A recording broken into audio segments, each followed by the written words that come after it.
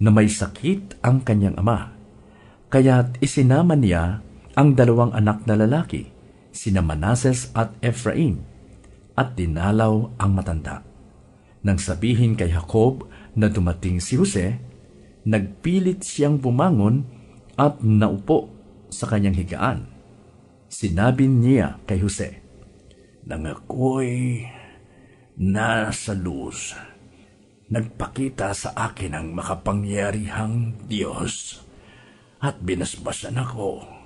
Sinabi niya na darami ang aking mga anak at ang aking lahi ay magiging isang malaking bansa at ibibigay niya sa kanila ang lupaing iyon habang panahon. Ang dalawa mong anak na isinilang dito sa Ehipto, bago ako dumating, ay ibibilang sa aking mga anak. Kaya tulad ni Ruben at Simeon, sina Ephraim at Manases ay magiging tagapagmana ko rin.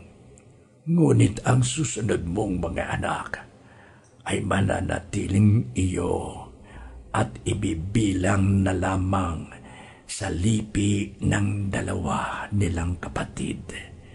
Ipinasya ko ito alang-alang kay Raquel na iyong ina. Nang pabalik ako buhat sa Mesopotamia, namatay siya sa Kanaan, malapit sa Ephrata, at dinamdam ko ng labis ang kanyang pagpanaw. Doon ko na siya inilibing." Ang Ephrata ay tinatawag ngayong Bethlehem.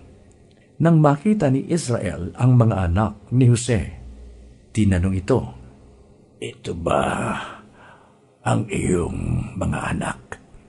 "Opo, sila po ang ipinagkaloob sa akin ng Diyos dito sa Ehipto." Tugon niya. Sinabi ni Israel, "Ilapit mo sila sa akin at babasbasan ko." Halos hindi na makakita noon si Israel dahil sa kanyang katandaan. Inilapit nga ni Jose ang mga bata at sila'y niyakap at hinagkan ng matanda. Sinabi ni Jacob kay Jose, "Wala na akong pag-asa noon na makikita pa kita.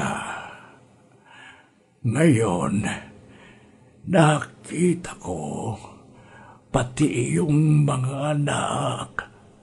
Inalis ni Jose ang mga bata sa kandungan ni Israel at yumuko siya sa harapan nito. Pagkatapos, inilapit niya sa matanda ang dalawang bata, si Ephraim sa gawing kaliwa at si Manases sa gawing kanan nito. Ngunit pinagkurus ni Israel ang kanyang kamay at ipinatong ang kanan sa ulo ng nakababatang si Ephraim at ang kaliwa sa ulo ni Manases, at sila'y binasbasan. "Pagpalain nawa kayo at palaging subaybayan ng Diyos na pinaglingkuran ni Isaac at ni Abraham, ng Diyos na sa akin nangalaga at pumatnubay, simula sa pagkabata at magpahanggang ngayon man, at pati na ang anghel na sa akin ay nagligtas. Pagpalain nawa kayo, tanggapin ang kanyang basbas. Maingatan nawa ninyo at taglayin oras-oras ang ngalan ko at ang ngalan ni Abraham at ni Isaac.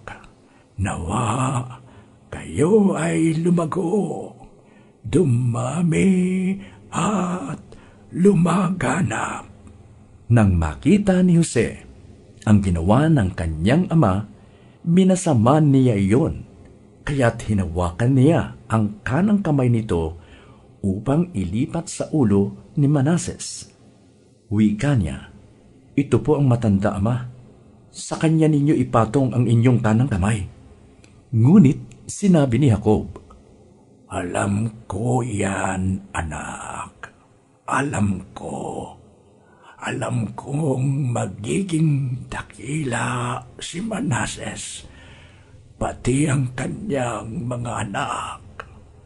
Ngunit lalong magiging dakila ang nakababataan niyang kapatid. Ang kanyang lahi ay magiging dakilang mga bansa."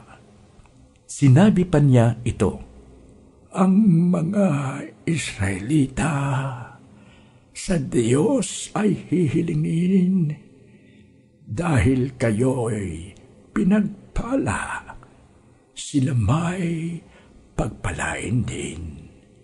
Sa kanilang kahilingan, ganito ang sasabihin: kayo nawa ay matulad kay Ephraim at Manases." Sa ganitong paraan, ginawa ni Jacob na una si Ephraim kay Manases. Pagkatapos nito, sinabi ni Israel, "Jose, ako'y mamamatay na. Ngunit huwag kang mapabahala. Sasamahan ka ng Diyos at kayo'y ibabalik niya sa lupain ng inyong mga ninuno. Ikaw ang tanging magmamana ng Shechem na nakuha ko sa mga Amoreo sa pamamagitan ng aking tabak at pana."